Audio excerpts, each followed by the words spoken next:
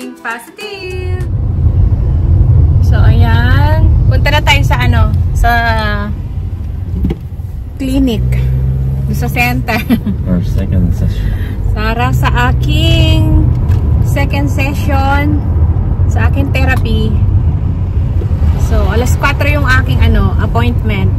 So, ng oras? 3:37. You have entered a school zone. So, dapat maaga ako ng 10 minutes. May pa tayo doon. Kasi baka may papilap na naman sa akin So, ayan. Kasama ko si Mr. Maaga siya lumabas. So, ayan. Therapy uli. Dito na lang tayo uli mamaya.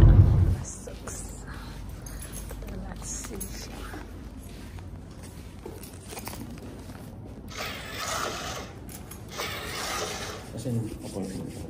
Na? Appointment. Dito.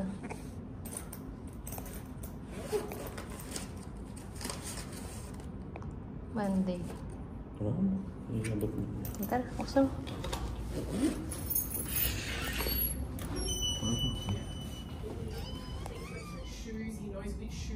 So, ayan. Waiting tayo.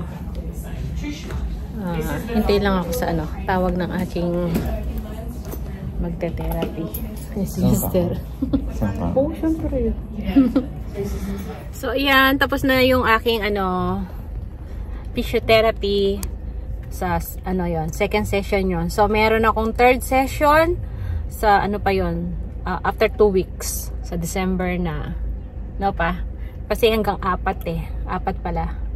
So sayang naman yon para natin malaman natin lahat yung mga exercise na pwede kong gawin. So ngayon may binigay siyang isang exercise na bago sa akin na gagawin ko.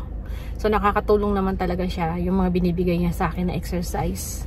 Tsaka kanina, nung minasage niya ako. Ang sarap sa sa likod, sa yung masakit ko, na siya, na pag na bang tawag dito? Nare-remedyohan yung sakit ba? So, yan. Baka daan kami ni Mr. sa tingin kami ng ng gadget, ng furniture. So, yan. Maaga kasi ako natapos. Yan. So, yan. Kita na lang uli.